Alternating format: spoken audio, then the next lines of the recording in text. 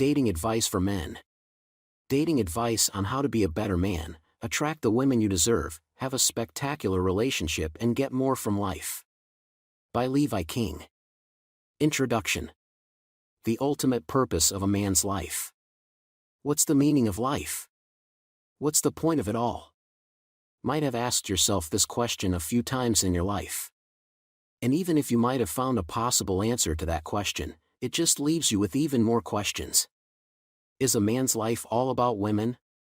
If it were, then why are so many single men monks, priests, and voluntary celibates some of the happiest men in the world?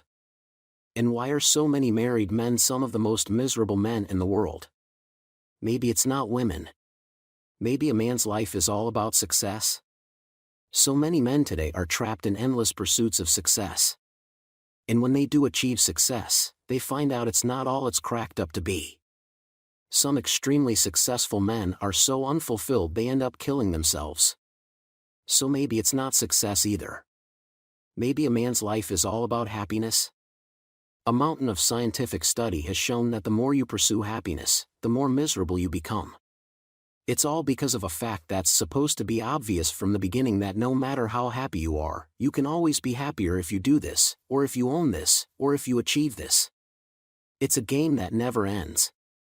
So what is a man's life all about?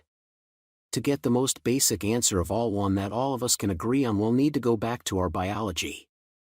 Biologically, we're driven to do only two things. 1. To survive, and 2. To replicate. Survival requires a mastery of the martial arts, the art of war. And as history has shown, wars aren't won by force, they're won by preparation.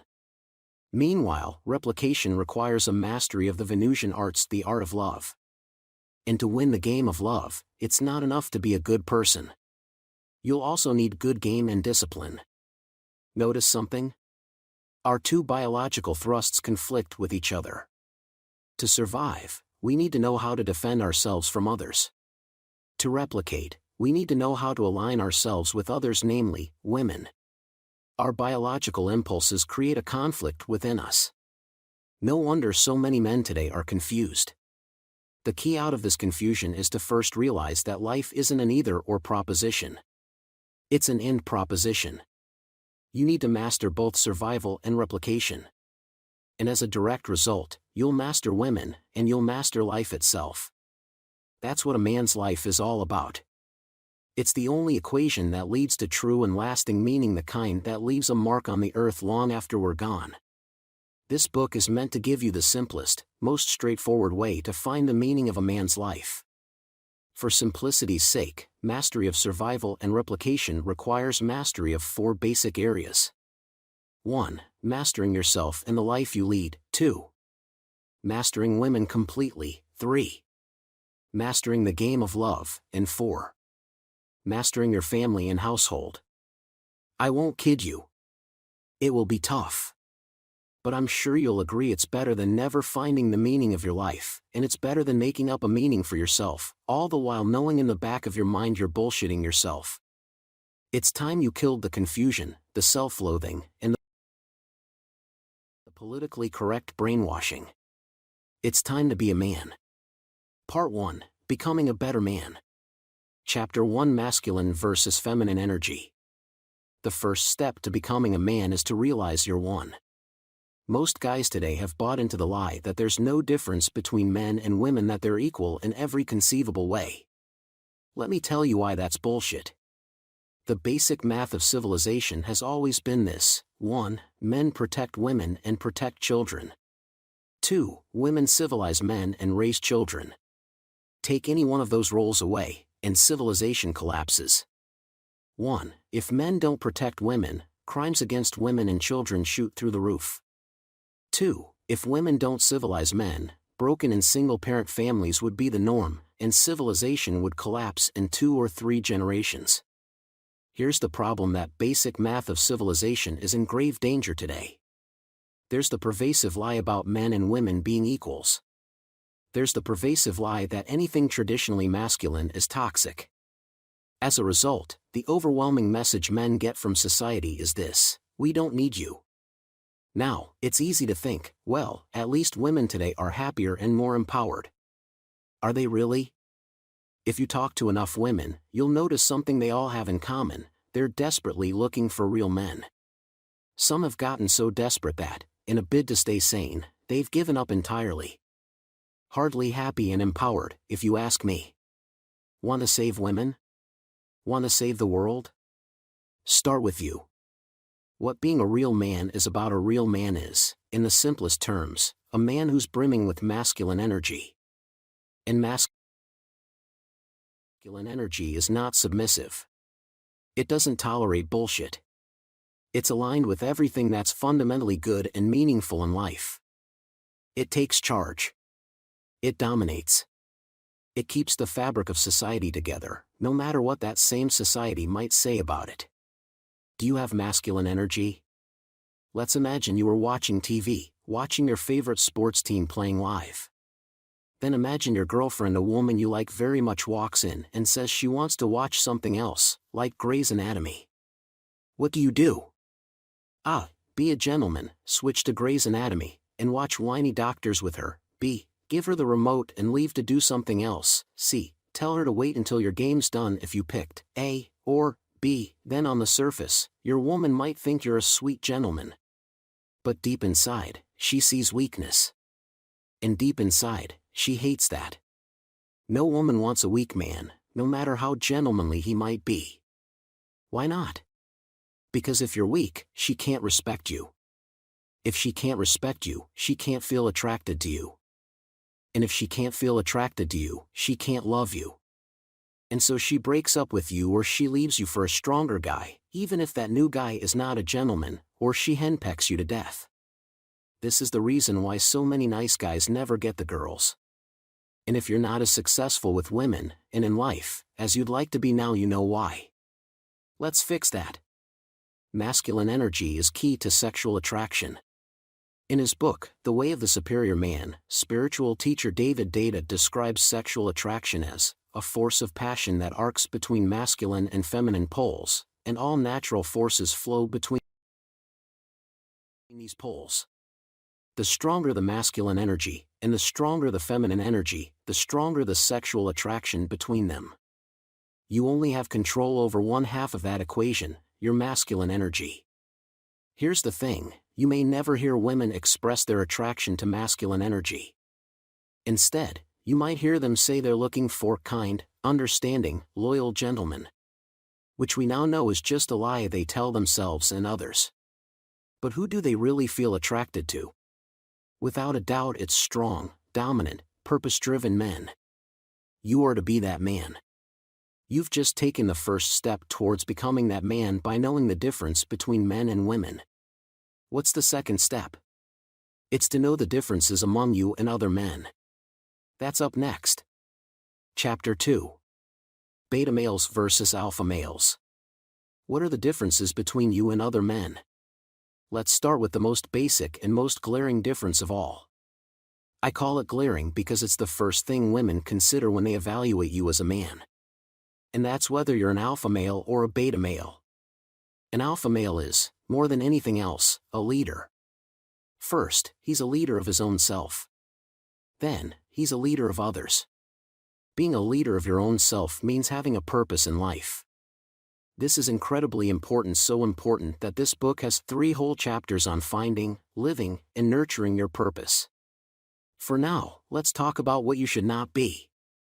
Are you a beta male and don't know it? Be fair to yourself and honestly check how many of the following traits you have.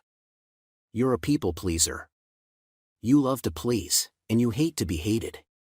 You dread and avoid stressful situations. You have generally low confidence. You use morality, kindness, and virtue as an excuse to avoid taking risks. You keep second-guessing your direction in life.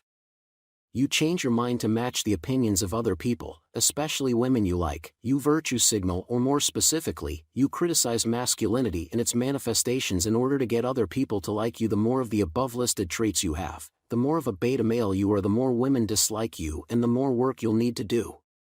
Fortunately, this is a problem that can be solved. It all starts with the first requisite of being an alpha male, being a leader of your own self.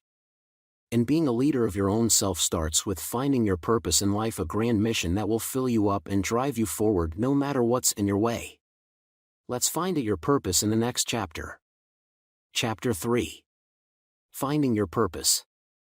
Little boys and girls develop a sense of purpose early in their lives. Boys run around simulating sword fights, gunfights, and playing cops and robbers with other boys. They play games where they're the hero.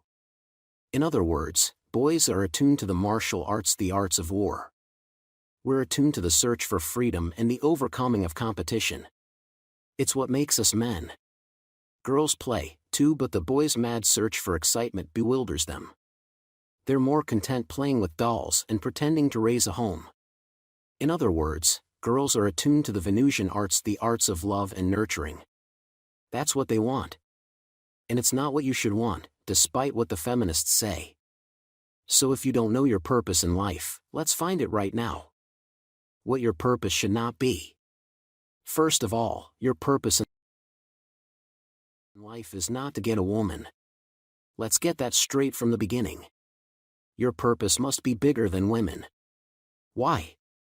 Firstly, because having women as your sole purpose in life is pathetic. It means that in your mind, women are better than you. Like they're a prize to be won and they're not. Second, women hate it.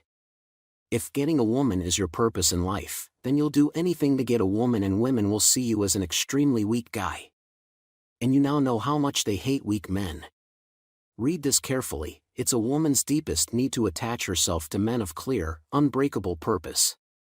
We'll talk about this need in a later chapter, but as early as now, know this: a woman can only enter her supportive, nurturing state of mind where she truly comes alive when your purpose in life is bigger than her. And that's why beta males have it so hard with women. Beta males have no purpose in life, and so they make women their purpose. And so their relationships don't work out unless they settle. Don't trap yourself like that. Rise above it. Your purpose in life must be bigger than women, bigger than sex, and bigger than marriage.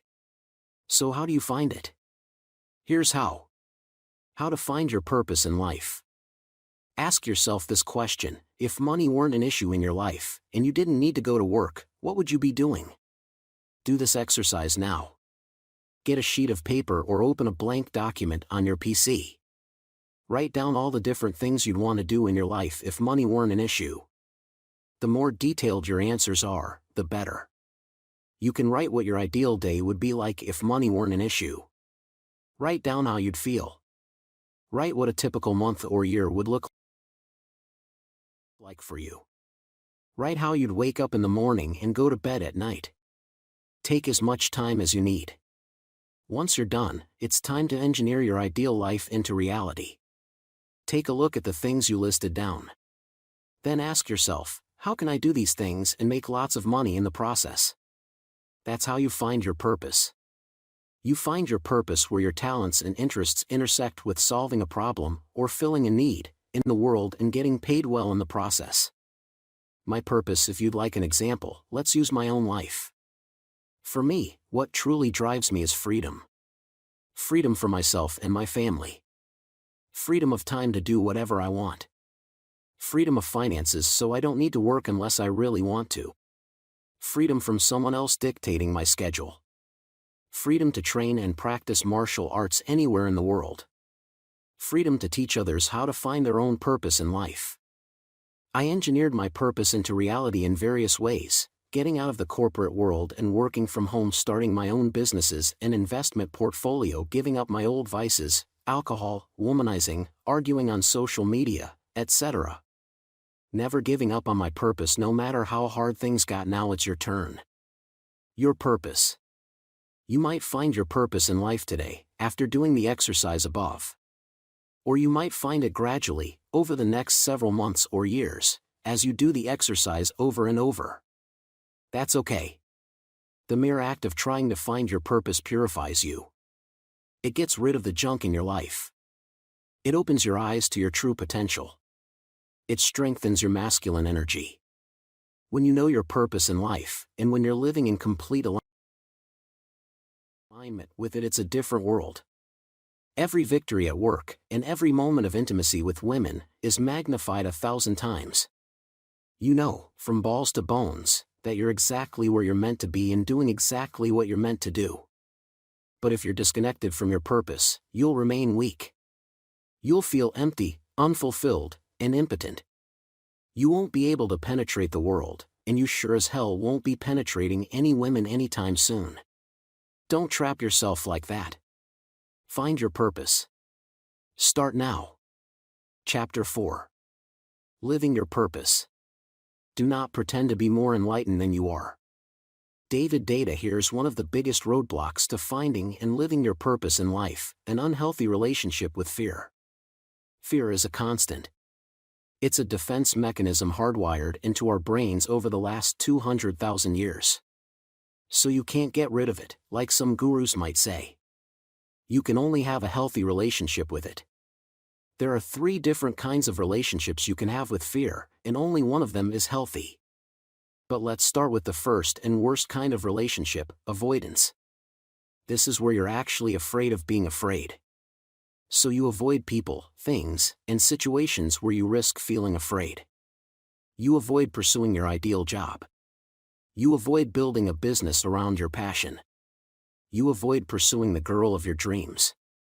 As a result, you end up leading an extremely boring life, and women won't feel attracted to you. The second and only marginally better kind of relationship you can have with fear is hostility. This is where you actually run towards fear. You're so tired of being held back by fear that you charge forward with reckless aggression. You start that business without having a plan. You quit your job at the slightest disagreement with your boss. You invest all your money in a go big or go home scheme. You marry the first woman to show affection towards you. Hostility is slightly better than avoidance, but it's still an unhealthy relationship with fear. It robs you of prudence, which puts you and the people counting on you at great risk. So that leaves us with the third and only healthy relationship with fear you can have: friendship. In the 200,000 years humans have walked the earth, fear has served only one purpose: to keep us alive. Isn't that something only a true friend would do? The goal, then, is to relax into fearlessness. You treat fear as a friend. You acknowledge that it's only there to keep you safe, but it's not there to hold you back. So as a result, instead of avoiding what you're afraid of, you approach it prudently, and you get stronger as you live your purpose and do the right thing. Instead of just reaching your limits, you lean over the edge and you grow as a result. Instead of shrinking from discomfort, you learn to embrace it, and your masculine energy grows more and more powerful. Keep this in mind: just as a muscle only grows when pushed past its limits, masculine energy only grows when subjected to adversity. My personal relationship with fear. In case I haven't mentioned it before, I grew up in the bad part of London.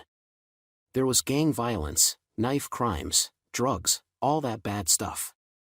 I got held up several times in my childhood. One time, a gang cornered me and threatened to stab me if I didn't give up my phone. If the police hadn't rounded the corner that moment, I might not be writing this book right now. But that was the last straw for me. I wanted to defend myself. That's when my lifelong love affair with martial arts was born. It started with judo and taekwondo. Then I moved to strength training and got jacked. Then I moved on to boxing, Muay Thai, and Brazilian Jiu-Jitsu. I felt awesome, but I didn't know why at the time. Now I do. I felt awesome because I was constantly pushing myself to the edge of my abilities, and constantly looking over that edge. I felt awesome because I was growing.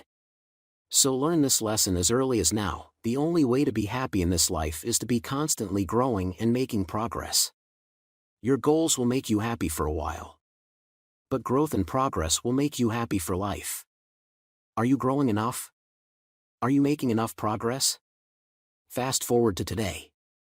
I've learned that the better I got at martial arts, the smaller the need to defend myself became. People stopped messing with me. The things that used to scare the shit out of me as a child no longer bothered me. I felt like there was no problem in the world I couldn't solve. And all it took me was to treat my fear as a friend. I didn't avoid it, and I didn't rush blindly against it. Instead, I let it guide me into making one good decision after another. And it's made all the difference in my life. Now it's your turn. What's your relationship with fear like? If you don't know, then do the quick exercise below. Do you tend to shut down and/or run away when pain, stress, or discomfort comes your way? If you do, then you're robbing yourself of adversity and the opportunity to grow your masculine energy. Learn to embrace the pain. Do you procrastinate improving yourself? Do you know you need to exercise, or improve your finances, or learn a new skill but you're waiting until you're not so busy anymore? If so, then spend an hour a day doing it, whether you like it or not. If you don't have an hour, you don't have a life. Do you use your family as an excuse to not pursue your purpose? If you find yourself saying, "If I weren't tied down, I'd do it," or "When my kids are older, I'll do it," then take a cue from Leonidas in the movie 300. One night he makes passionate love to his wife and the next morning, he fulfills his purpose by marching to war. You can do both. Here's another crucial element to living your purpose: living in the present moment. Are you stuck in your past? Do you miss the good times in the past? Or do you keep reliving the bad times? Or do you keep running away from it? Or are you stuck in your future? Do you keep telling yourself things like, "One day it'll all get better"? If you said yes to any of the questions above, then here's the cold, hard reality: you're stuck. You're not growing as a man should. And you need to change that fast. I remember one of my ex-girlfriends. She was hot and sophisticated, pretty much everything you could ask for in a girlfriend. Except when I visited her home for the first time and found it an absolute mess. Clothes on the floor, unwashed pots and pans in the sink, dust on the furniture. It was gross. But she was hot. So I told myself, well, one day it'll all be better. I'll just teach her how to keep a house clean. So, for several months, I tried to teach her, but it didn't work. It was like trying to teach a pig to fly. It was agonizingly frustrating. Looking back, I realized that I should have simply gone with the most obvious solution: to leave her. I knew I had the standard to only date women who got their lives together, and she obviously wasn't that, but by living in the future, I wasted several months of my life. What about you? Are you not living in the present? Is there anything in your life that's under your control, but still keeping you stuck? Maybe it's a job you hate. Or a woman who's controlling you.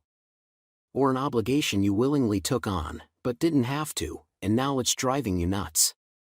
What can you let go of so you can live your purpose? Write them down and make your exit plan now. Chapter 5. Nurturing your purpose. What happens to you when you're criticized? Do you feel hurt? Do you get defensive?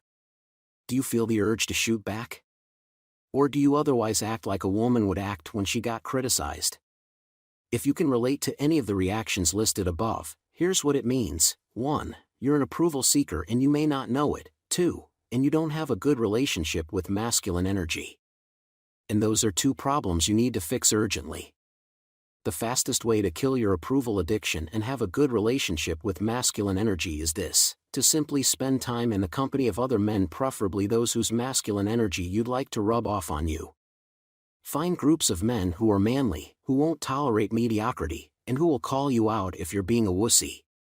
Do not look for groups of men who will sympathize with you in your struggles. Women need sympathy. Men need solutions. So find men who will get you unstuck and growing again. Recently, one of my friends came to me with a question. "It's Keisha, man. We're hot for each other and I want to bang her so much. But I don't want to hurt my girlfriend and I'm worried she'll find out." He was lucky our group didn't support or sympathize with its members' struggles. I told him, "Come on, bro, you've been talking about Keisha for months. Stop wasting your time and get it over with. Either bang her or move on with your life." Now, I don't condone cheating. But I don't condone men whining like women either.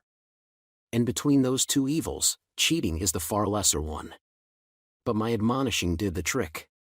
My friend sacked up and said, "You're right, man. I'll forget about it.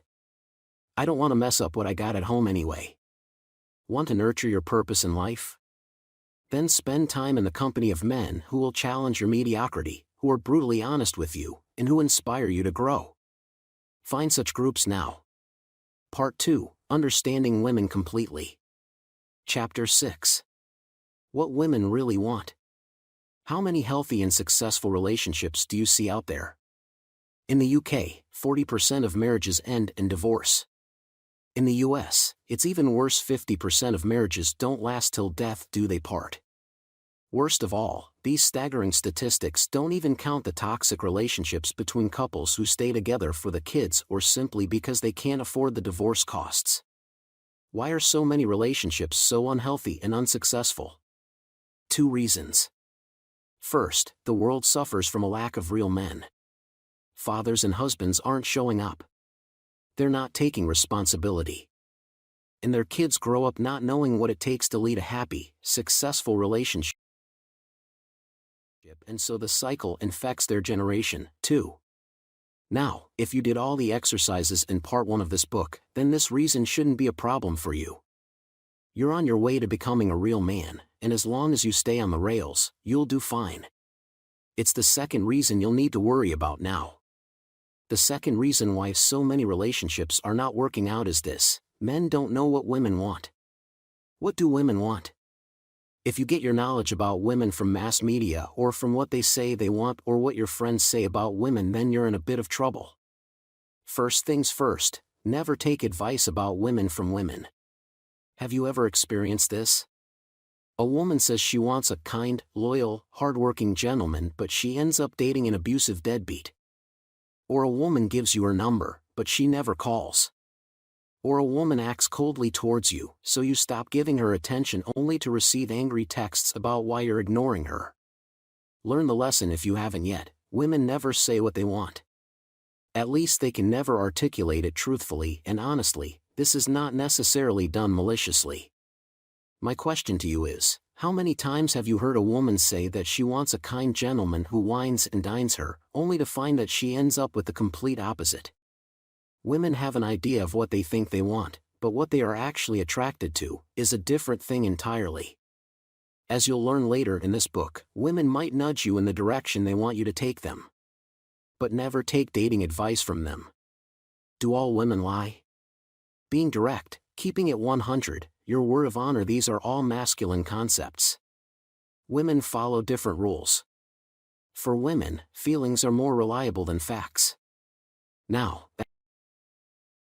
that's not saying they don't speak logically. They can, and when they're in a positive state of mind, they often do. But when they're upset or emotional, facts fly out the window, and the only thing they trust are their own feelings. Here's an example. Once, I told an ex-girlfriend I was taking her out to get some Chinese food. She told me, "No, I don't like Chinese food." I then took her hand, twirled her, and basically did a silly, awkward dance with her that got her laughing. After we caught our breaths, I said, "Let's go get some sweet and sour prawn balls." Sure enough, she said, "Sure." And we had some pretty good prawn balls. Did she lie to me when she said she didn't like Chinese food? Of course not. She was just following her truth at that moment, her feelings. It's subjective and not objective, but that's women for you. So here's the basic rule: unless she's happy, with love burning at her core, don't take whatever she says literally. Instead, follow your gut and trust your own judgment. Speaking of following your gut, never listen to your friends' dating advice. Getting dating advice from your friends is not a good idea either. Why not? Because your friends will tell you what they think is best for you. They won't necessarily tell you what works. So as a basic rule, only get advice from friends whose relationships you want yours to be like. Otherwise, thank them for their advice but trust your gut.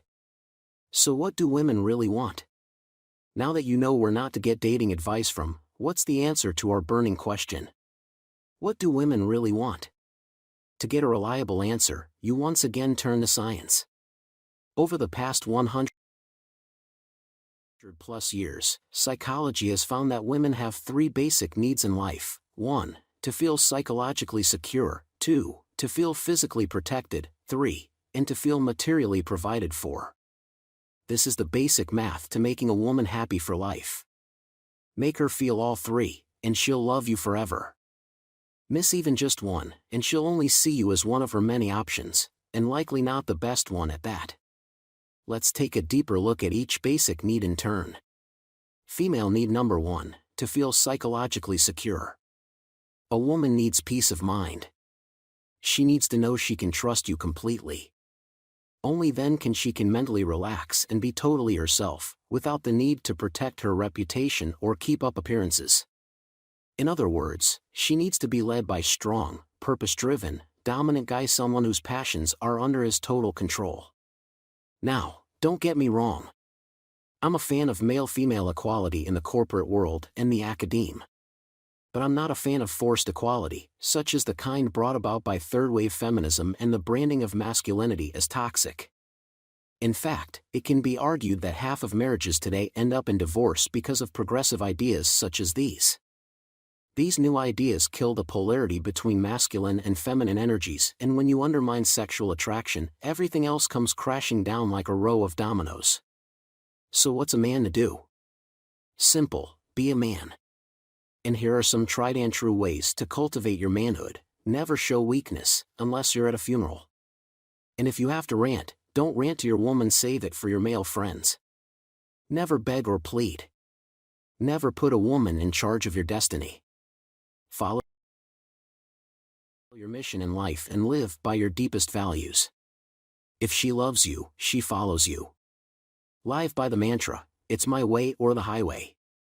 While you should never walk away from your responsibilities, you should have the strength to walk away from a woman who tries to control you. Female need number 2, to feel physically protected. This need is biologically hardwired into all healthy women in the world. Throughout our history, women have always been the physically weaker sex. They've always been preyed upon by wild animals, rival tribes, and evil men. As a result, the best situation a woman can put herself in has always been under the protection of a strong, capable man. This man should have the strength and the resources to protect her and her children. Today, of course, there's much less risk of danger to women. But remember, this is a biologically hardwired need. Women still need to see that killer in you. You can show this killer instinct either by fiercely protecting your family against the dangers of society or by ravishing your woman in bed, or both. In other words, it's not enough to be big and strong, you'll also need to hold an erection long enough and give her one climax after another. Female need number 3, to feel materially provided for. Are all women gold diggers? At some level, sure. But not all women are evil gold diggers, who are only in it for the money. Instead, it's yet another biological and practical need. Biologically, I don't think any woman wants to marry a deadbeat guy. If she uses your money to raise your kids, then that's a good thing. If she uses your money only on herself, then that's a bad thing. So my advice: find a way to earn much more than your family needs, but stay in charge of your finances. Don't let your woman control your money, that's just asking for trouble. So there you have it, a woman's 3 deepest needs. How ready are you to meet each need?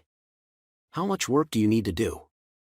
Write it down, make a plan, and make it happen. Chapter 7. How women fall in love. How do men fall in love? The moment they see a sexy, perfect 10 woman, they're instantly ready to go. They're ready to date her, sleep with her, and even commit their entire lives to them. In other words, we fall in love hard and fast. Women are very different. Women fall in love more slowly. Before a woman can commit to you, she needs to trust you first. And there's a good biological and social reason for that. For a woman, picking a guy to commit to will affect her life tremendously. She's already dated hot-tempered, insecure, pushy, needy, or stalker-type men in the past.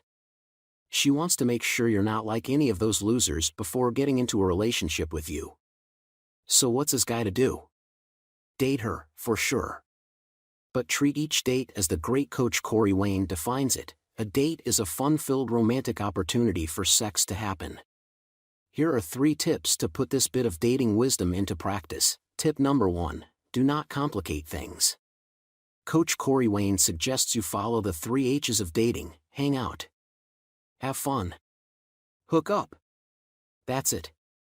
Have all 3 elements in place, and you're doing it right. Tip number 2: don't lay out all your cards. Be mysterious. Be a puzzle she needs to figure out. The more mysterious you are about your true intentions, the more attracted she'll be to you. In 2011, the University of Virginia showed a large number of college women a random set of 4 male students. Then each woman was told that some of the guys in the photos liked her a lot, some of the guys liked her a little, and some of the guys liked her either a lot or a little. In other words, they weren't sure. You know the researchers found? The women were least attracted to the guys who liked them a little. The women were more attracted to the guys who liked them a lot. The women were most attracted to the guys whose feelings they couldn't figure out. As it turns out, when a woman doesn't know whether you like her a little or a lot, she'll wonder about you more.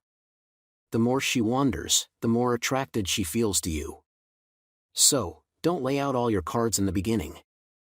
Don't rush the process and do not vomit up your feelings for her prematurely. Take her on 1 date per week, and call/chat with her no more than once a week. If you do that, and follow the other tips in this book, you should get laid by the 3rd or 4th date. You will only call a woman to ask her out on a date once per week, because this builds the anticipation. Women need to wonder about you. They need to feel the feelings of awe and wonder. When is he next going to call me? Does he really like me? As mentioned earlier, women are more attracted to men whose feelings are unclear. You're being mysterious, indifferent, and busy with your purpose is what will raise her level of attraction to you. As the weeks go on, she will not want to wait a whole week to hear from you, and she will begin to contact you more frequently. This is where you want to be, the point where she is chasing you. All you have to do is focus on your purpose, and when she reaches out to you, always assume that she wants to see you and simply set the next date and get off the phone. The phone is for setting dates, not getting to know each other. This kills the anticipation and lowers attraction. Tip number 3: women are like cats, men are like dogs. When you push a friendly dog away, they keep coming back to you. We're like that in dating, aren't we? We're used to rejection, we just try and try again. Cats, on the other hand, come and go as they please. They don't come when called, they'll come when they want to. If you'll notice, cats tend to warm up to the person in the room who doesn't even like cats. Women are like that, too. The more you show your true feelings, the more you chase them, the less attracted they feel towards you. So take it easy. Treat her like you'd treat a cat. You'll want your relationship with her to move forward because it's her idea, because she's curious enough about you to want to know you better. Until then, hold your ground. Have so much fun stuff going on in your life that you're largely indifferent to whether women like you or not. If she is into you, great. If she is not, you're no worse off than before. That's how your mindset should be. Chapter 8. Women chase men. You might have grown up to movies about how a guy chases girl, how he wins the girl in the end, and how they live happily ever after. If that doesn't sound like your childhood, then let me spoil things for you. It never works out that way. Here's a truth: the most successful male-female courtships take on a father-daughter dynamic. Imagine a daughter sitting on her father's lap, trying to win his approval/validation, or simply seeking love and affection when she is low. The father cuddles and comforts her, his love, his affection empowers her, she feels happy again, and she runs off to play. That's the dynamic that leads to the most successful relationships. If you want a woman to love you, she must see you as a source of masculine strength, her rock, her port in the storm, her pillar of strength. And she must feel like she must win your approval, lest some other woman does first. You are the mountain and she is Mother Nature. Mother Nature may rain, hail down violent thunderstorms, or she may be a calming breeze and a ray of sunshine. However, whatever the weather, the mountain does not budge. How to make women chase you. Making women chase you goes back to having a mission and purpose in life, one that's always a higher priority in your life than women, dating, and sex. Don't go out of your way for any woman that's her job. This mindset can be tough to keep when, for instance, she calls you and asks you to meet. That's a clear indication of interest from her. And you'll feel the temptation to drop whatever you're doing to meet her. Unfortunately, the moment you go out of your way to accommodate or pursue her, she immediately realizes you like her quite a bit and that you will drop what you are doing for her. All of a sudden, the mystery is gone, and she feels attracted to you just a tad bit less. My advice? Don't spoil the ending. Don't rob her of the thrill. Give her the kind of love stories she reads about all the time in her favorite erotic novels. Yes, if she contacts you and you like her too, set up a time and place to meet up. After that, meet her once a week, and call or chat with her also once a week. Then focus on your mission in life the rest of the time. Chapter 9. The Sigma Male.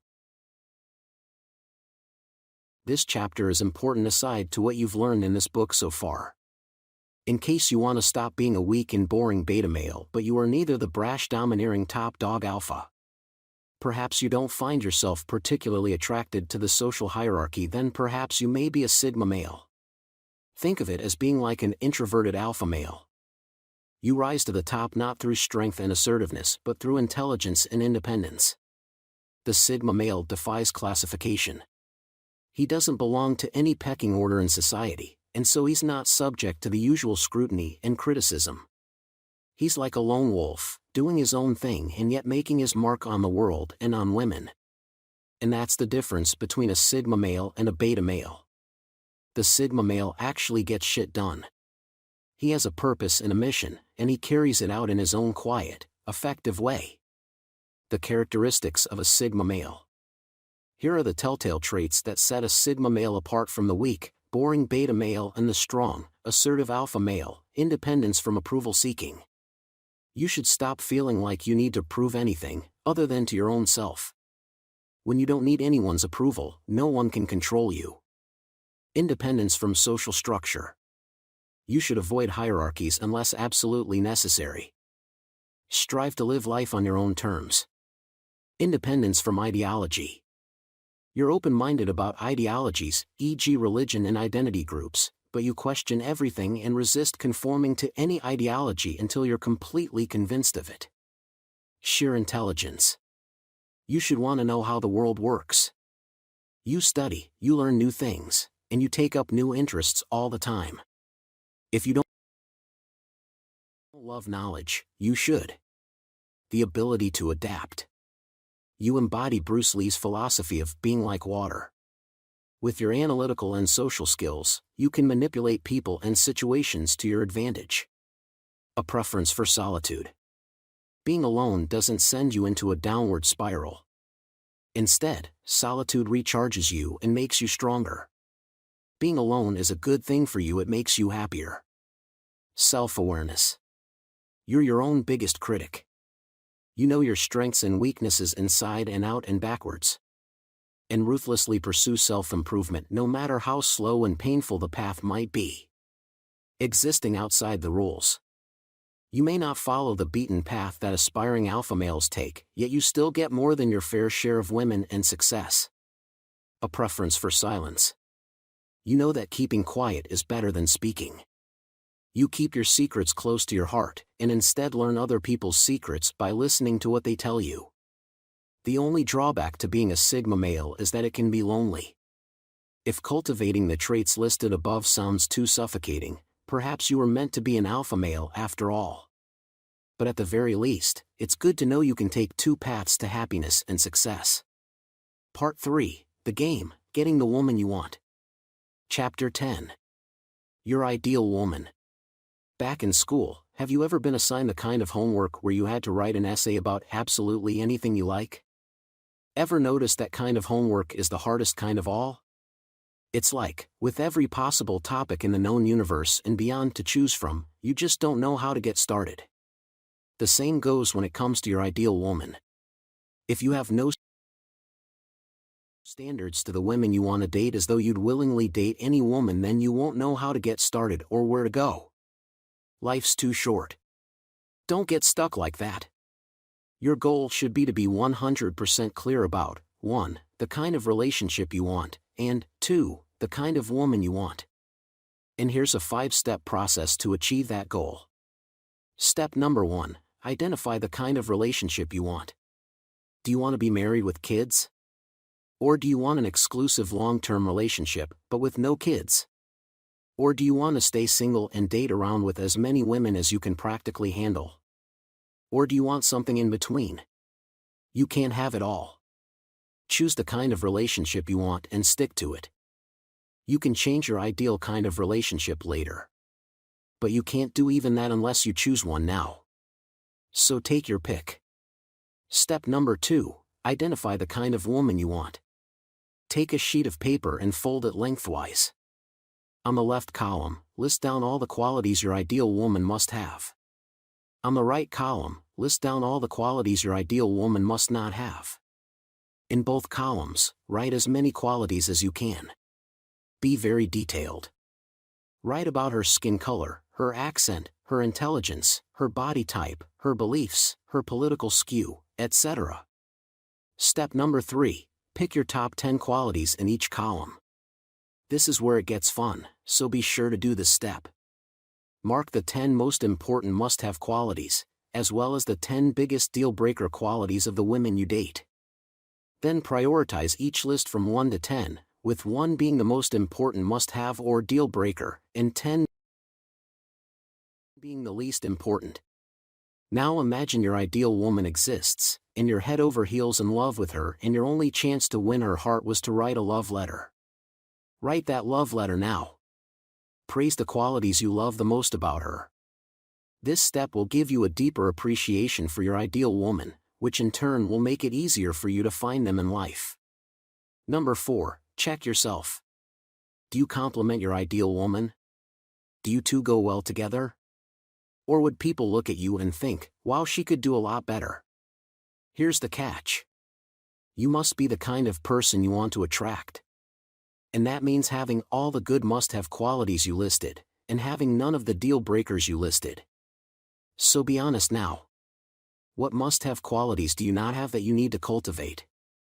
And what deal-breaking qualities do you have that you need to kick? Write them down now. Number 5. Go live your life. By now, you'll have a clear idea of your ideal relationship and ideal woman, as well as the qualities you need to cultivate or kick. Depending on what you've written down, you might decide to raise your game or lower your expectations. That's fine. The important thing is to simply go out there and start meeting new women. Most of the women you'll meet will not meet your standards. But some will, and they're the ones who will make it all worth it. Chapter 11. Where to meet women. Here's a hint, it's not in clubs and bars. Unless you're extroverted, and unless you want to stay single and date around, then clubs and bars should be the last place you'll want to meet women. Here's why. Meeting your ideal kinds of women is like hunting. Let's say you're hunting elephants. You wouldn't go to the South Pole to hunt elephants, right? You'd go to where elephants roam. Likewise, you have to go where the women are. And it's all going to depend on the kind of relationship and the kind of woman you want. Let me use myself as an example. Some years ago, I was at a stage in my life where I wanted to stay single while meeting lots of different women. But I didn't want bar girls, I wanted to meet women who were both well-read and physically fit. And I found the ideal place to meet such women, bookshops. One woman that immediately comes to mind was the hottie I met while I was looking for a copy of Meditations by Marcus Aurelius. Great book, by the way. That's when I found her browsing in the aisle where I was. She was Caucasian, about 5 feet 6 inches, had long black hair, wearing a black New York cap and black puffer jacket. She also had one of the nicest butts I've ever seen on a white girl, perfectly wrapped in Adidas leggings. She fit my ideal woman profile to a T. I joined her at the checkout counter and struck up a conversation. I took a look at the book she had in her hands, which was something I've read and enjoyed before, and complimented her on her choice. Soon we found ourselves talking about philosophy, books, and our mutual enjoyment of exercise and training. That's when I asked, "What's your daily routine like? Because your thighs look like the end product of a master sculptor." She loved the compliment and she continued to talk to me all the way to the parking lot. Before we realized it, we had chatted for about 20 minutes and we hadn't even introduced ourselves yet. Yup, we clicked that well. So we introduced ourselves. I told her we should hang out sometime, and the rest was history. Moral of the story? If I spent my time at bars and clubs, I wouldn't have met her and many other women who fit my ideal woman profile perfectly. A quick note about peacocking theory. In case you've never heard of peacocking, here's what it is. Peacocking is the wearing of attention-grabbing clothes or accessories, all meant to grab women's attentions. Any guy can peacock, but not every guy can peacock and make women feel attracted to him. The key is congruence. If you peacock but your looks don't jibe with your personality, then you'll come off looking like a clown, and you'll get the exact opposite reaction from women than you wanted. Here's how congruence works. Personally, I like wearing trendy/designer glasses. They're not just for show. 1. I really do love the feel of glasses, and 2. I need glasses to read anyway, so I had a few tinted pairs specially made to look trendy and fashionable. So not only do I look cool, but my glasses invite women to know me better as a person, too. It's all congruence. Meeting women on the internet. Personally, I wouldn't recommend meeting women on the internet. I prefer meeting them face-to-face. At best, I might use the internet to meet new women, then quickly set up a face-to-face date, and then make the meetup happen. That being said, there's nothing wrong with online dating. In fact, many happy relationships start online. So if you want to give it a try, just make sure you do it right. Coach Corey Wayne suggests the following tips. Number 1, have fun photos on your dating profiles. Choose photos that show you having fun with other people or being in interesting places. If you don't have such photos, then find a way to take selfies, ask a friend to help you, hire a photographer, etc. Number 2, chat with women liberally. When you come across a woman who seems interesting to you, or better yet, if she likes your profile or emails you, first give her your number and ask her to call you. Sometimes she'll give you her number and ask you to call, which is fine. Number 3, set up dates ASAP. As soon as you've chatted with a woman enough to know she's someone worth meeting, set up the date right away. You can tell her, "Hey, I think you're fun, and I love how," insert another compliment here. "We should meet up for coffee. Where are you free this week?" Number 4, do what works for you. The key is to follow the results. If something doesn't work for you, stop doing it and try something else. If something does work for you, keep doing it and make it even better if you can. Chapter 12. Her tests and how to pass them. When meeting women, don't expect to be greeted with open arms. You'll have to understand that attractive women get approached by lots of men. And so the hotter she is, the more she'll test you. Now, when a woman tests you, she's not really insulting you. She's merely protecting her reputation. As you might imagine, any attractive woman who readily entertains every guy who approaches her tend to get seen by others as slutty. And that's a label every sane woman wants to avoid. So if you want to get on her good side, understand this need of hers. Protect her by being discreet. Don't tell her, "Let's go to my place and have sex." Instead, tell her, "Let's go have a drink at my place." That way, if you do end up having sex, she can tell herself, "I'm not a slut, one thing just led to another." That's how you pass her tests. When she says she has a boyfriend. "I have a boyfriend." What does it mean when she says that? Put simply, it means you showed too much interest in her too soon. When she tells you she has a boyfriend, that means you're faced with 5 possibilities. 1. Either she really doesn't have a boyfriend, and she simply doesn't feel attracted to you, and wants to reject you without hurting your feelings. 2. Or she does have a boyfriend, and she's loyal to him. 3. Or she does have a boyfriend, and she's loyal to him but she's open to having sex with you. 4. Or she does have a boyfriend, but she's open to giving you a chance of winning her away from him. 5. Or she doesn't have a boyfriend, but she just wants to look like she does. At this point, you either take on the challenge or take it on the chin. Don't look disappointed or upset when she tells you she has a boyfriend. Either get into a conversation with her to see which of the 5 situations above she's really in, or chalk it up to experience and move on to the next woman. The M3 model. The M3 model is one of the most accurate and reliable models of courtship ever established. It was developed by the legendary pickup artist Mystery, Eric von Markovic, and it's a 9-step process grouped into 3 phases: attraction, comfort, and seduction. Step number 1, A1, is to open the interaction with the woman or group. You can do this directly, by saying hi, nice to meet you, or indirectly, by asking a question. Step number 2, A2, is to get a woman interested in you. You can do this by telling stories, teasing her, leading her or her group somewhere else, or making her laugh. Step number 3, A3, is to show interest in her. You can do so only when she's showing a lot of interest in you, asking lots of questions, teasing you, staring at you, etc.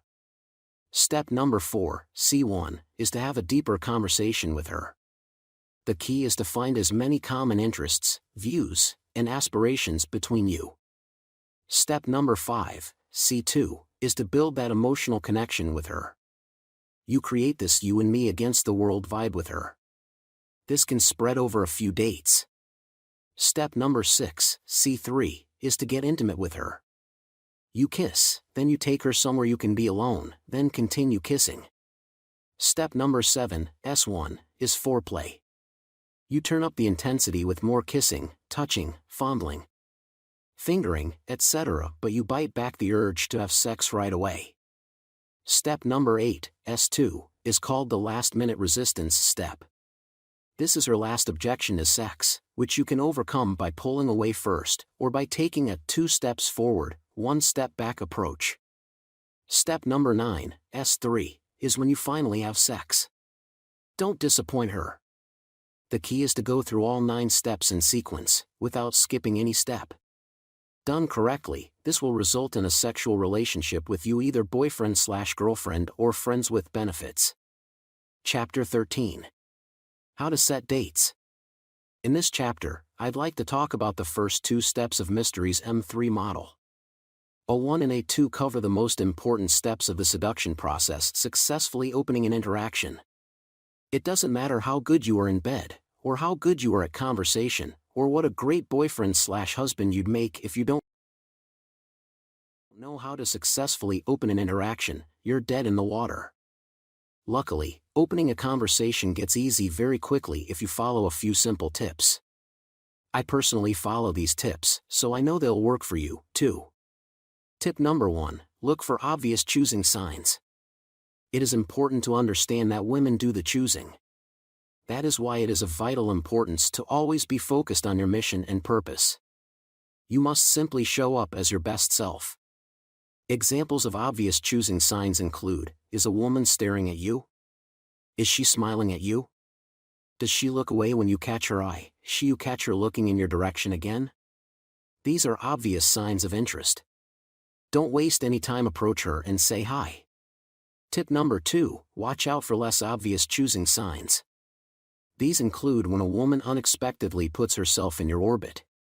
She might step into your view while looking in another direction, or pretend to be lost or confused, etc.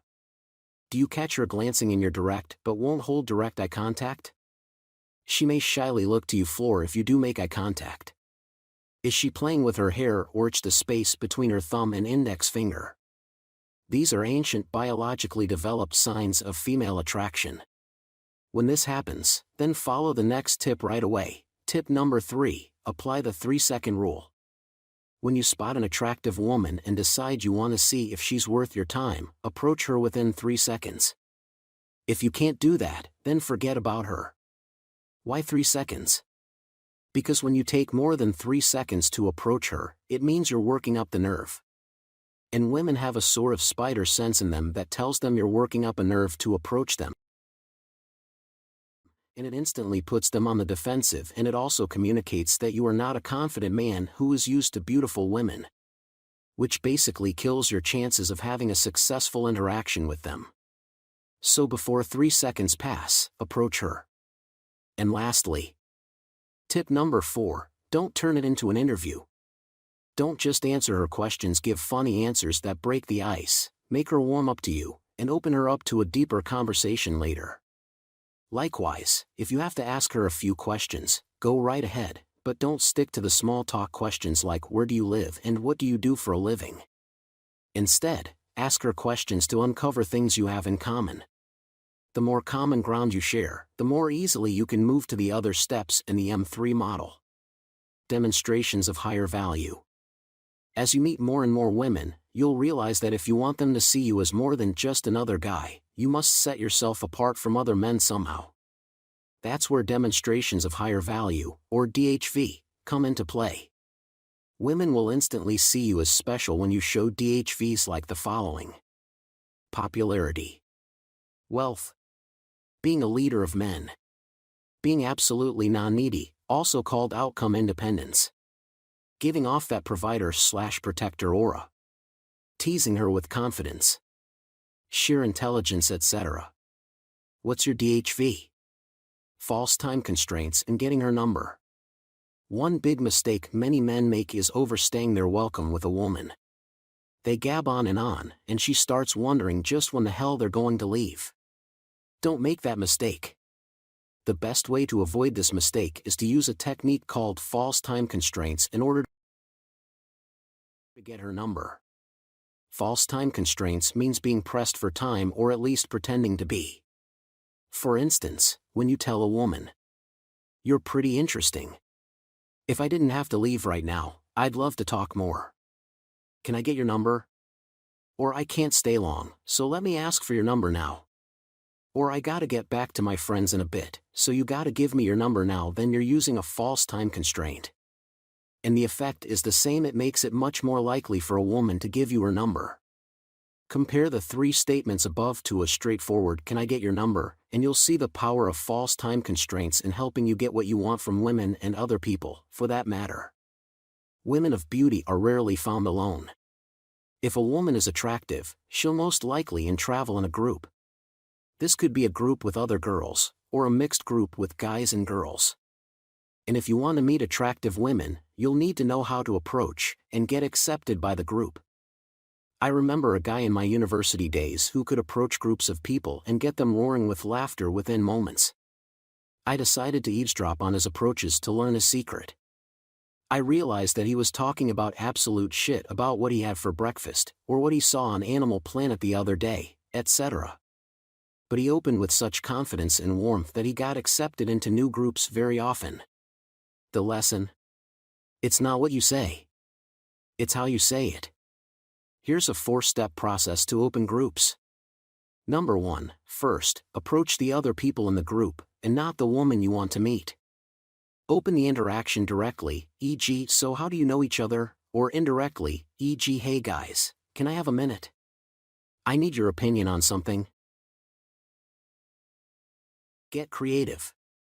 Number 2, when the woman you want butts into a conversation you're having with another member of the group, tell her, "I'll get back to you in a bit," and then turn back to the person you're talking to and ask something like, "Is she always like this?" The point of this is to lower the defenses of the group and of your intended target and not make it obvious that you are interested in her. In this way, once you have been accepted by the group, it will be so much easier to isolate your target later on and make your move. Number 3, then you talk to the woman you want. Be fun and teasing by saying something like, "I don't think you and I will get along, you're too nice." Again, be creative. Or you can also say, "You're pretty, but I normally like girls who have a sense of humor, a nice personality, and a little intelligence. You have 2 out of 3, so you're fine so far." The point is not to be mean, but to flirt, yet at the same time subtlety communicate that you are not desperate for her, you are in control. Also, you are a fun guy who does not take things too seriously, and you do not seek her approval like most guys do. Most men will put her on a pedestal. You are not most men. Number 4, once you've warmed her up enough, tell the group, "Can I borrow her for a minute? We'll be right here, I promise." Then you pull her aside and set up a one-on-one date at a later time, or at least get her number. When to call and why you call. Here's the thing, there's really no fixed rule on how many days to wait before calling a woman after she gives you her number. When to call her is totally dependent on how well your first interaction with her went. Did she seem really interested in you? Then you can wait up to 2 days to call her.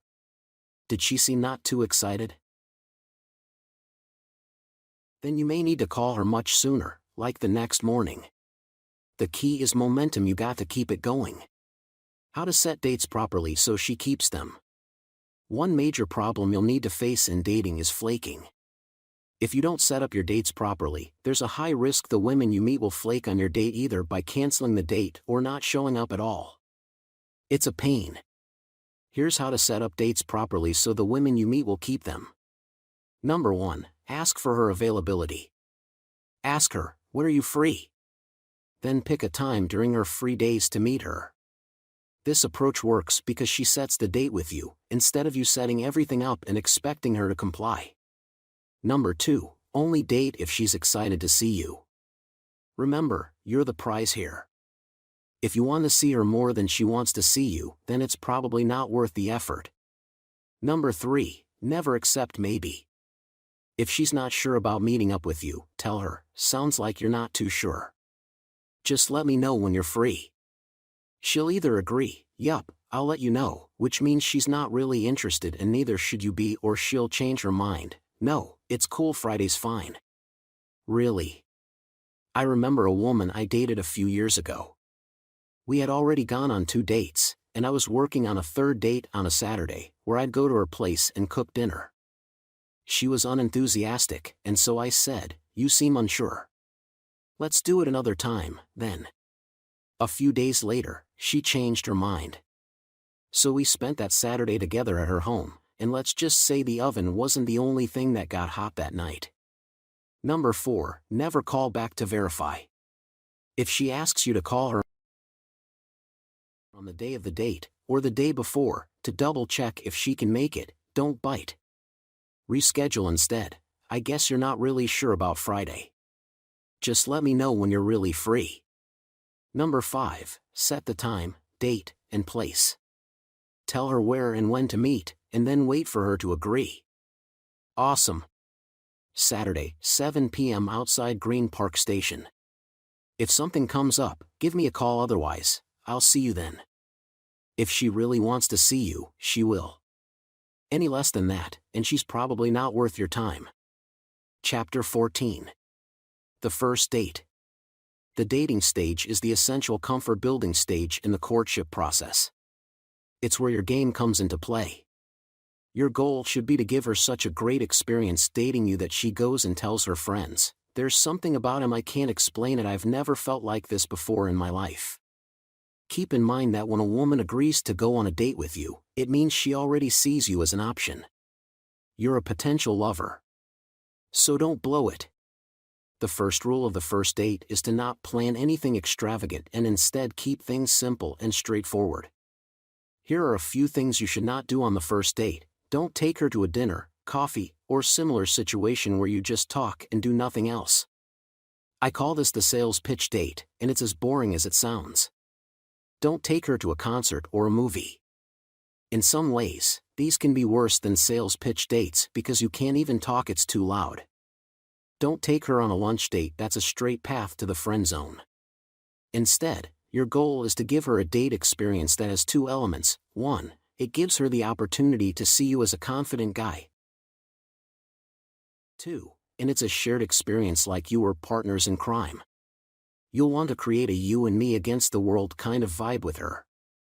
So, here's what you should do instead. Plan dates that involve activities, especially activities that give her a rush of emotions, both good and bad. Because in the end, she won't remember the things you did together. She'll only remember how she felt when she was with you. Good ideas for first dates include: if she loves cute animals, make the petting zoo one of your stops.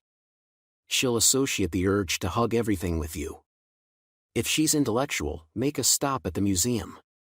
The sculptures, paintings, and dinosaur bones will trigger a sense of awe and wonder in her, which she'll then link with you. Or take a trip to the bookstore. If she needs a break, take her to a comedy show. She'll associate the laughter and good feelings with you. Go for a walk in a beautiful park in your city.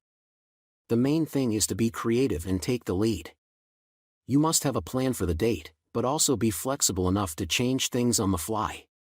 Now, just in case the date goes badly at any point, such as if she gets hurt or upset by something you said, or she feels offended by you holding doors for her, don't panic. In fact, don't apologize for being you, and don't go out of your way to make her feel better. Instead, tell her, "You know what, I thought I liked you, and I thought we had a good vibe, but maybe we should just end this date." And if she doesn't budge, thank her for her time and end the date, then move on with your life.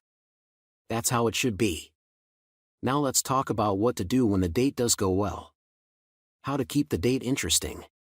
When it comes to having conversations with her during a date, the rule is 30-70. That is, you should do only 30% of the talking maximum while she talks at least twice as much as you do. Why?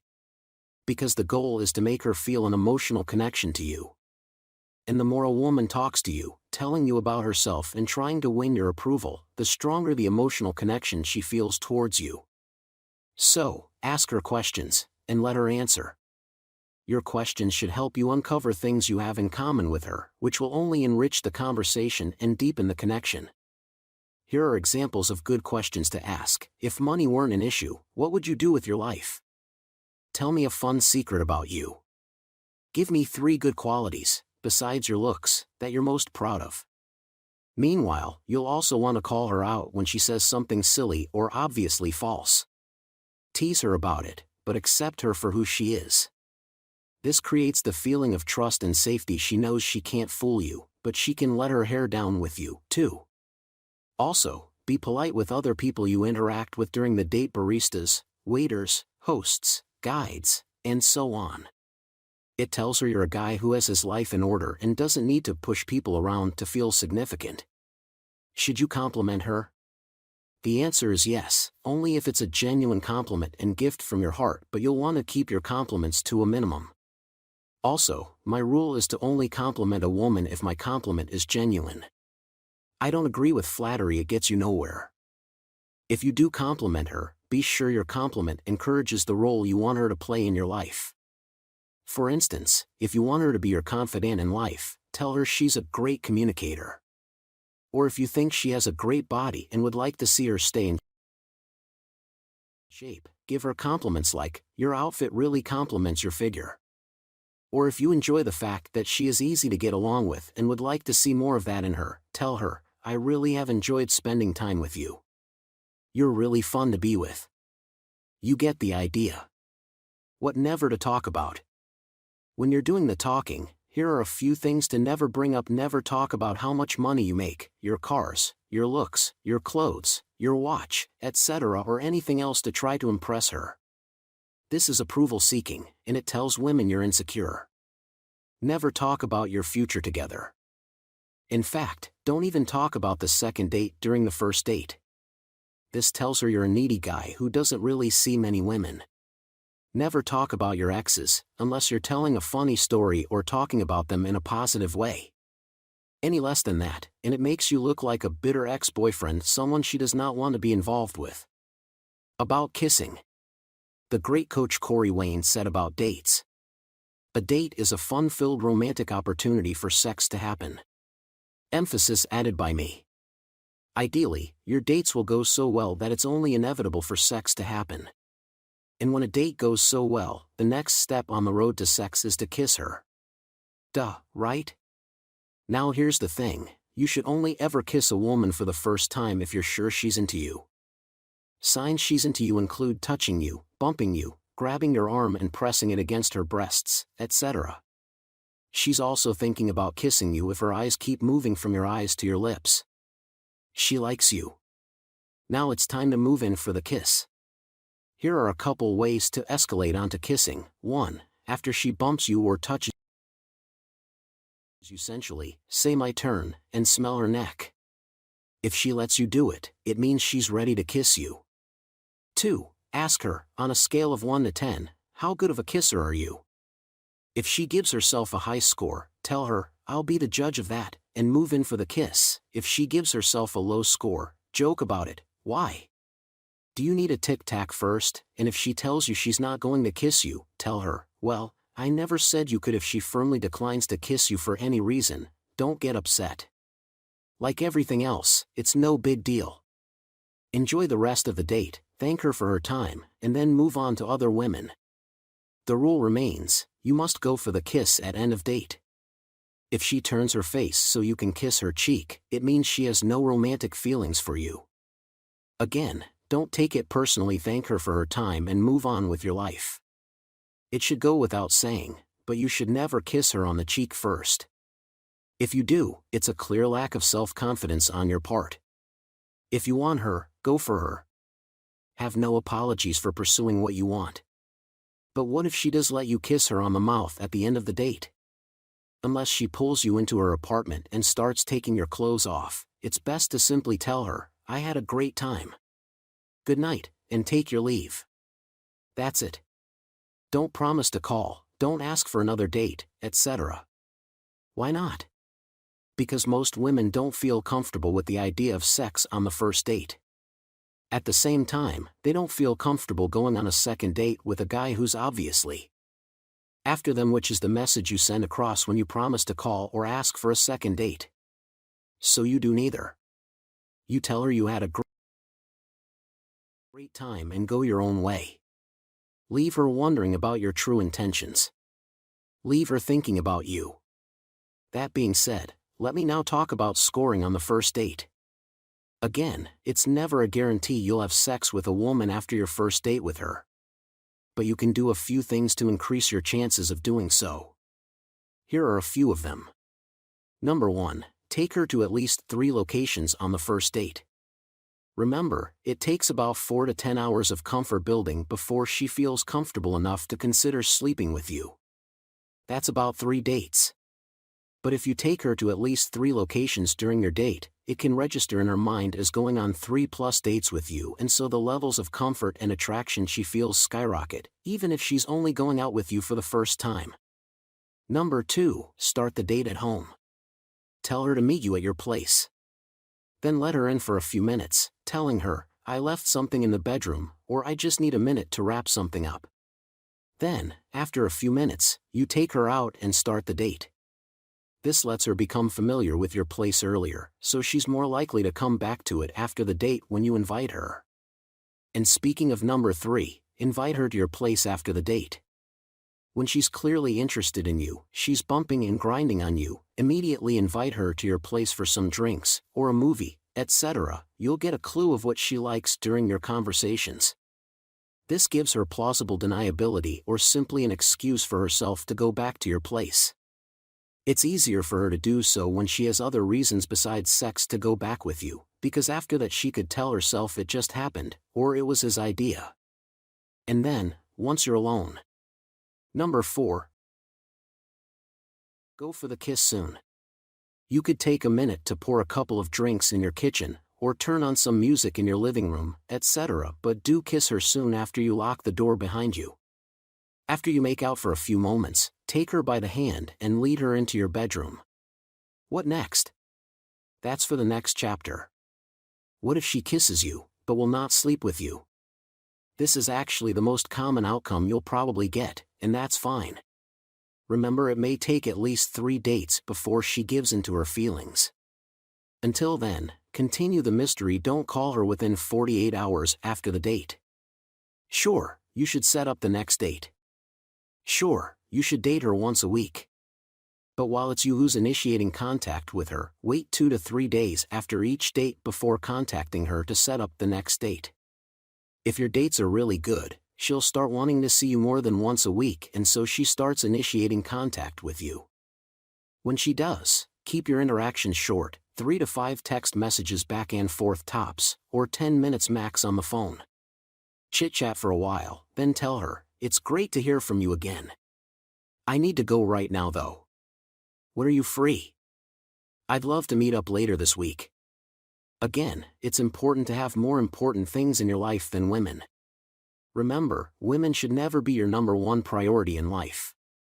You need a mission that's even bigger than women, dating, and sex. Now, what if she gets mad because you won't chat with her longer? Be playful, teasing, and charming.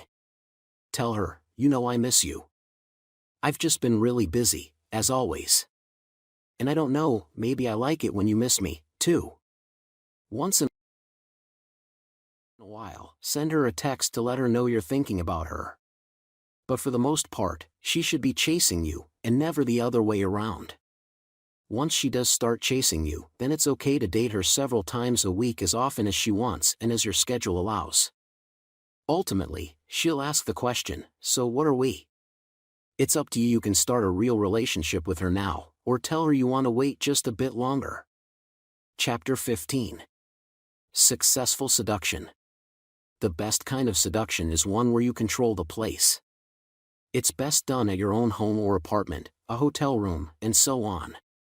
It's not recommended to bring her to your dorm, which you share with roommates, and definitely not your parents' house. So, if you don't have at least your own bachelor's pad now, or if you're not making enough money to check into a hotel anytime you want, then you might want to work on that first. Now let's say you invite her to your place, and she goes with you. It's time to set the scene for the seduction. Ask her to help you out as you pour drinks, or light some incense, or close the curtains, or turn on a movie or music, or roll a joint or two. Then start chilling, and then work your way towards the kiss. Start making out. Now take note, she might resist at some point. That's normal. Sex is risky for her, and no woman wants to deal with an unwanted pregnancy. Anything can trigger her resistance, anything from kissing to removing her clothes to fingering. My advice? Don't get upset. Simply take one step back. If she resists your kissing, then go back to talking or enjoying your drinks. If she tries to stop you from taking off her clothes, then go back to just making out. If she resists you fingering her, then go back to taking the rest of her clothes off or fondling her elsewhere. Likewise, if she gives total resistance, as in, she stops you from escalating any further, don't get upset. Blow the candles, continue watching the movie, or get something to eat. Tell her, whether we have sex or not, I'm not going anywhere. At this point, she'll either change her mind and let you in, or she'll go all the way with you the next time you go on a date. Now, let's talk about what sex means to her. To her, sex isn't just the most intimate way you can show each other affection. To her, sex is also the doorway to the next stage of her relationship with you. So if you want her to not hate you after sex, you'll want to pay attention to the tips in this section. Your focus should be to make her as comfortable as possible. You're playing, you're having fun. Having sex with her isn't just about penetrating her, it's also about being emotionally present with her. She sees your joining as almost a spiritual encounter. So the first time you have sex, keep things simple. Focus on just achieving a new level of physical and emotional connection with her. Save your freakier tricks for the next time you have sex. The goal isn't just to sleep with her once. The goal is to make her love it so much that she keeps coming back for more, and things get better and better. To achieve that goal, you'll need to make sure that your ejaculation is freely chosen. That is, you should be in complete control over your orgasm. If you don't have that, you stand a much lower chance of pleasing her. Think of it this way, if she can drain you, then she realizes she's stronger than you are, and most likely, the world is stronger than you, too. That's very unattractive, and it can turn whatever attraction she had for you into contempt. So redirect your attention. Instead of focusing on your own pleasure, focus on hers. Relax. Feel her sensations. Be aware of her signals, her moans, her responses to you. Bring her from one climax to the next. What if you cannot control your ejaculation? Then I'd like to introduce you to NoFap. NoFap is an online movement followed by thousands of men. The movement's goal is simple: to help men quit their addictions to pornography and masturbation. The premise is obvious enough: Pornography and masturbation are unhealthy habits on so many levels. All of it is based on a false promise of happiness and satisfaction. It's a game that never ends, and it has driven millions of men into depression and mediocrity. NoFap helps men overcome their addiction to porn and tossing by encouraging healthier methods of releasing tension. Some of the more effective methods include working out, socializing, reading, meditating, avoiding discussions about porn and masturbating, taking cold showers, practicing deep breathing exercises. The rule is simple: you should only release tension via real sex. And that means having sex with a real woman, whether she's your partner or otherwise. Most newbies to the NoFap movement usually last around a week before succumbing to their old temptations. But the next time they can try, they can push it to 2 weeks, then a month, and then they can control their urges at will. Successful NoFap practitioners have ended up stronger and healthier, and their women couldn't be happier. Likewise, you'll gain the ability to control your ejaculation instead of the other way around. If you can't control your ejaculation, then do consider doing the NoFap challenge. It's difficult, but it's worth it. Start easy by aiming to overcome only your addiction to porn and masturbation. Later on, as you get stronger, aim to overcome fantasizing and reminiscing, as well. When she asks if you have other women. At some point in the courtship process, often after sex, but possibly even before, your woman will ask you if you're seeing other women. And that's a tough question to handle if you're not prepared for it. If you say, "No, you're the only one I'm seeing right now," it actually does not flatter her. In fact, it makes her feel you're a loser who got lucky with her. She feels like she got duped, and her attraction immediately dies. If you say, "Yep, I see tons of other women," then quite justifiably, she'll see you as an asshole. It's even worse if you talk about the other women. It tells her you kiss and tell, and her likelihood of ever sleeping with you goes down the toilet. So instead, say something like, "I don't kiss and tell. Let's just say I've had my share, but I've never met anyone as intellectual/deep/crazy as you." Just keep in mind that, 1, she needs to know you won't ruin her reputation if she sleeps with you, and 2, she needs to feel special to you. As long as your answer satisfies these 2 requirements, you should be in the clear. Part 4, Relationships. Chapter 16. Your relationship, your responsibility. Let's say you met a great woman who liked you too. You went on a few fun-filled dates, all with the opportunity for the sex to happen. Then that opportunity came, you took it, a few months have passed, and now you are in a committed, loving relationship. Congratulations, now what? Huge rewards, huge responsibility. Obviously, your new goal is to make your new relationship work for a lifetime. But surprisingly, most guys don't even think of this. Most guys see the perks of being in a relationship with a woman, but they don't see the responsibility. In fact, most guys think of the job to make a relationship work as being divided equally between themselves and their girlfriend. They think that whenever relationships fail, half the time it's the man's fault, while the other half of the time, it's the woman's fault. But nope. While some failed relationships are caused by crazy women who have no business being in a relationship, the vast majority are the men's responsibility. Here's why: a failure in relationship means a failure in leadership. And by now, you should know that the leader of your relationship is you. If your girlfriend gets upset or unhappy, it means you're not meeting her needs. And when you disregard her complaints as the outbursts of a bratty little girl, it means you're not really all that concerned in meeting her needs. So she naturally goes elsewhere to have her needs met. So let me say that again: a failure in relationship means a failure in leadership. So how do you lead a relationship well? The key is to always be the leader in your relationship. You got to be the strong, dominant, capable guy who delivers on all, or at least most, of his promises, and who constantly grows and improves himself over time. But at the same time, while you're busy meeting her needs and your own, you should also demand respect. Remember, you're the leader, not the subordinate. You're the master, not the slave. You don't live for her, you live for your mission in life. Your woman should be in submission, she must submit to your mission. In other words, she should aid, assist and support you in fulfilling your mission and purpose in life. She cannot and should not ever be the mission and purpose. How to know you're not ready? Remember, one of the core traits you should be developing in yourself is honesty. And a huge part of honesty is about being honest with yourself, including when it comes to knowing when you're not ready to handle a relationship. How do you know you're not ready? Here are a few signs. You're not committed to being a lifelong leader of your relationship. You're still okay with the idea of a relationship being a 50-50 deal, where you share leadership and responsibility with your woman. You're still a people pleaser, that is, you're addicted to making people like you, and when people don't like you, you take it personally.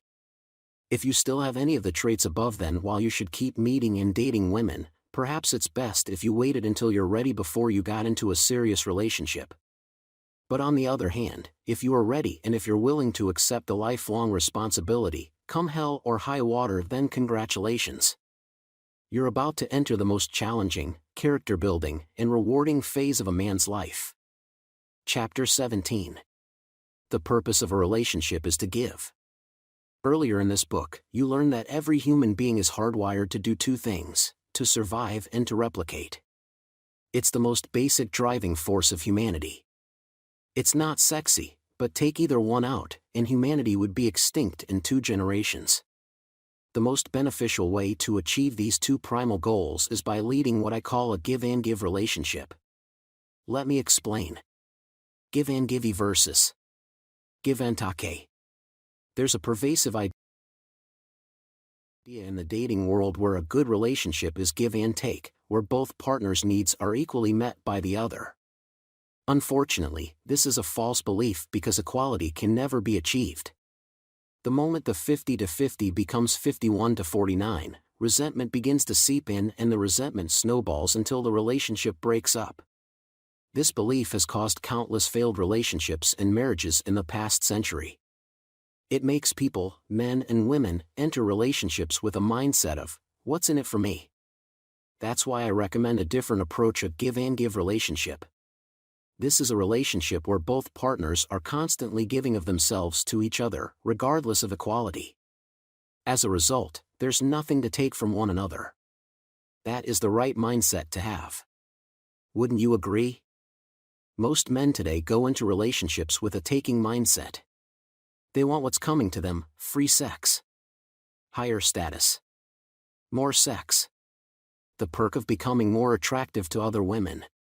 Even more sex. Reminds you of the word player, doesn't it? My advice: don't buy into the give and take philosophy. It's a game that never ends. You'll end up broken and depressed, and so will the women you'll fail. Instead, understand that the purpose of getting into a relationship is to give. Fair warning, a relationship might be more challenging than you expect. It's one of the heaviest responsibilities you can ever shoulder, but that's no surprise considering you're keeping the species going. So here are a few tips to help make the responsibility easier. You must cultivate the hunger to give. If your life is still all about you and what you get out of it, then no offense, bro, but you still got some growing up to do. You must have your life set up. At the very least, you got to be financially secure, with enough cash flowing into your life to support your lifestyle and the lifestyle you want to create for your relationship. That way, you're psychologically and mechanically ready to handle a relationship. After that, you'll need to master the art of handling a relationship, and we'll tackle that in the next chapter. One last question before that: what if it's too late for you? What if you don't have a giving mindset, and you don't have your life set up, but you're already in a relationship? No worries. You're a human being, and that means you can still grow. You can still start cultivating a giving mindset now, and you can still achieve financial security now. It won't be easy. That's for sure. But then again, nothing worthwhile like a lifelong relationship ever is. Chapter 18. The courtship never ends. There's an old joke that goes, first comes the engagement ring. Then comes the wedding ring. Then comes the suffering. Here's another snide one: a wedding ring is the smallest handcuffs in the world. These jokes are funny. But here's the thing about these jokes: they're best told by men who love their relationships, love their marriages, and love their women. Why? Because then, it would be purely funny. It's not done out of spite, which is a sign of insecurity. It's like being so confident of your own masculinity that you can joke about it. You're not fazed by jokes and jabs towards your masculinity, or wear a pink shirt solely because it's comfortable and stylish. And so that's another worthwhile goal to pursue, to earn the right to say such jokes. And the best way to achieve that goal and earn that right is to understand and accept a simple fact. The courtship never ends. Nor should it. Why do most divorces happen? Most cases cite financial difficulty, infidelity, and other irreconcilable differences. But I'd wager those are just symptoms of the deeper root cause of divorce. I'd wager the courtship simply stopped at some point, and that's when the relationship started to die. When you stop courting your woman, the courtship gets replaced by a predictable routine, and routine is the bane of all attraction. When there's no excitement, mystery, or drama, there's no attraction to be had. So how do you keep the courtship going? Here's my advice. Always remember that you're in charge both of the relationship and of your own life. In a courtship, you're constantly trying to win her, but at the same time, you can live without her if you had to, because you have a bigger mission in life. Spend enough time with her. Ideally, take her out twice a week, like on a dinner after work on Wednesday, then a more proper date on the weekend. But when you do spend time with her, be fully present, don't multitask and divide your attention. Learn to listen. Conversation is one of her deepest needs, and you'll want her to see you as the person she can trust the most. Don't dismiss or discourage her, or she'll look to her girlfriends or other men for a listening ear. And lastly, you need to be an expert at conflict resolution. You need to cultivate the superpower of being able to not take things personally, and instead ask yourself, what's best for the relationship right now? The biggest perk of an endless courtship. Good news? If you keep the courtship going, then your relationship will never lose its sizzle.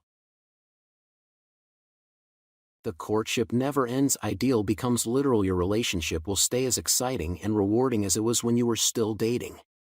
That alone will make the extra effort more than worth it. Chapter 19. Vulnerability.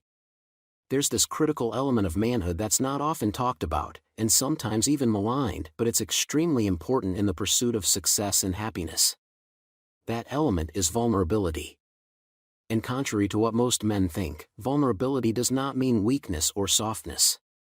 In fact, it's very much the opposite. Vulnerability builds massive strength, both internally and externally. This concept is so important that to understand it fully, you'll need to know what vulnerability is not, as well. What vulnerability is not. If you've ever followed any PUA, pickup artist, guru in the past, you'll notice that much of their inner game teachings revolve around looking tough. And depending on who you get advice from, there are two reasons for looking tough: to fake it till you make it, or to fake the strength and confidence until you gain real strength and confidence later on. Or to trick women into thinking you're strong and confident, and as a result feeling attracted to you. This is one of the countless reasons why pickup artists never end up happy. Like the pursuit of equality, pickup artistry is a game that never ends.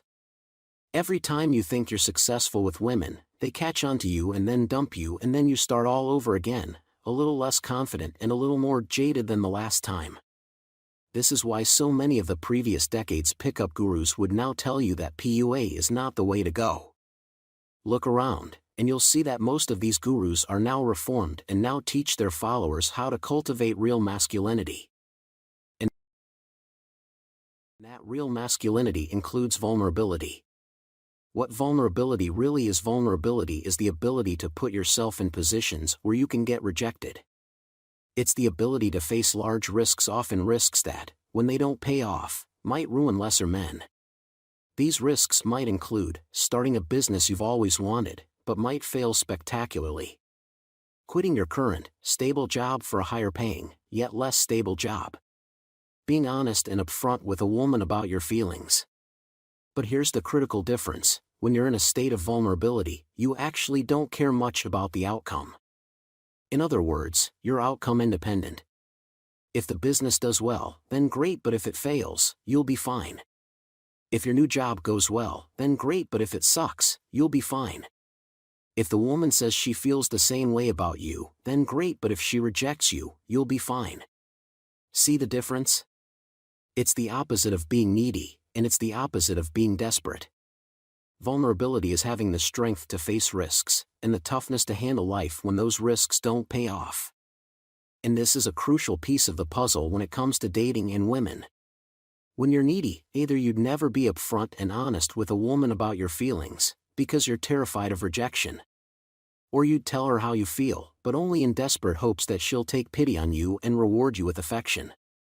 But when you're vulnerable, you show her you're okay with rejection. Rejection doesn't break you like it does other men, and you can handle it because you have many, many other options. Vulnerability in a relationship. As important as vulnerability is in a dating context, it's actually doubly important in a relationship context. That's because vulnerability brings with it open communication, inner strength, and options. Yes, options, too. When you're vulnerable, you don't tie your happiness and sense of success with your girlfriend or wife. Instead, while you know you would never do anything that might drive her away, you also know that she can leave your life anytime she wants. And you have to be okay with that. And being okay with that is so much easier when you have options, or, more specifically, when you know you'll be just fine if she did leave you, because you'd be happy either as a newly single guy or with another woman. And yes, when she knows you have options. You can learn to make your life about growth in finances, growth in physical strength, growth in love, etc., and make security a second priority. You can learn to enjoy rejection and see it for what it really is, a redirection towards something else, something better, something destined. You can learn to get yourself out there, take risks, let yourself get hurt, and learn life lessons, all in the name of growth and pursuing your mission. Now go ahead. List down what's holding you back, make a plan to get them out of the way, and become a more vulnerable and stronger man. Chapter 20. The 5 Love Languages. I remember a friend who told me how, on their anniversary, he surprised his wife by decorating their apartment with roses, real ones. There were rose bouquets, rose banners, rose petals in the wine ice bucket, everything. When his wife came home, she was shocked, then she started sneezing uncontrollably. Too late, my friend realized his wife was allergic to certain kinds of flowers, and those roses were one of them. Then she told him, "Thank you, but if you love me, please get rid of all these flowers." And for the rest of the night, he hauled roses out of their apartment while his wife had to spend the night at a friend's house. When love goes unappreciated. Have you ever given a huge show of love to a woman, like buying her an expensive gift, or doing her a huge favor that took a lot of effort, or giving her a big hug, but she didn't seem to appreciate it nearly as much as you expected her to? That's painful. And it's inexplicable. You can't explain why she would not appreciate something like that, and so you conclude that she doesn't love you after all. Careful, though. It's never good to jump to conclusions, especially when it comes to love and relationships. Here's why: her love language might be different from yours. What is a love language? In case you haven't heard of the 5 love languages before, they were developed and put forward by Gary Chapman in his 1995 book, The 5 Love Languages: How to Express Heartfelt Commitment to Your Mate. In the book, Chapman claims that there are 5 love languages, or preferred ways to express love to a romantic partner. These are: 1. Words of affirmation. This is when you show love by expressing it verbally, through compliments, or by thanking her for the smallest gestures. 2. Gifts. This is when you show your love by giving her gifts, big or small. This love language is where the thought counts the most. 3. Acts of service. This is when you show your love by doing things for her. You take out the trash, you wash the dishes for her, or you let her take a nap while you take care of the baby. Quality time. This is when you show your love by spending quality time with her. You're fully present, you give her your undivided attention while she tells you about her day, about what's bothering her, and about her opinions in life. 5. Physical touch. This is when you show your love by hugging her, kissing her, tickling her, playing tag, or making passionate love to her. Chapman claims that every person has one primary love language and one secondary love language. Now, scientifically, Chapman's claims can't really be proven. But his book has remained popular for more than 20 years, and countless happy couples swear by it, so it would be unwise to disregard the power of love languages. What love languages mean for your relationship?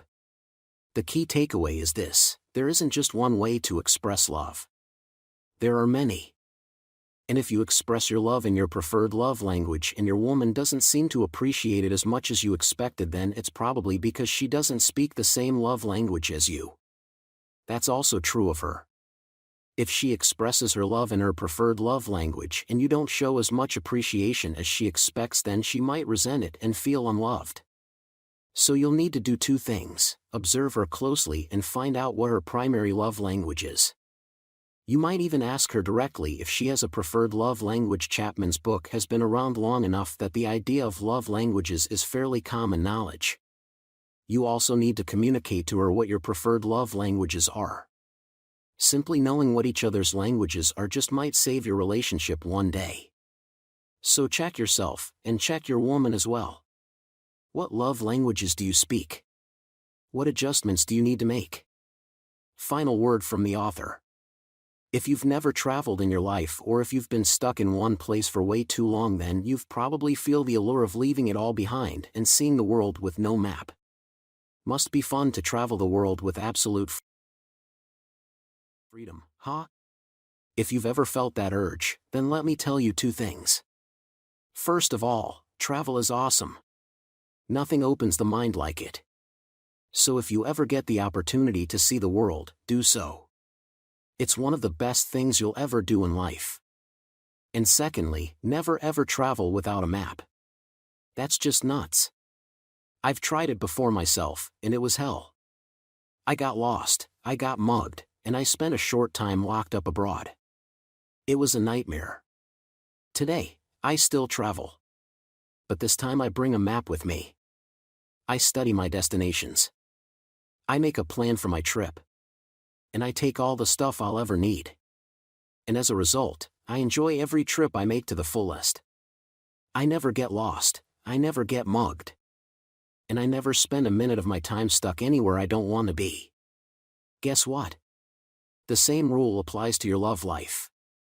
This book has given you a map of the dating game of all the most important destinations to consider.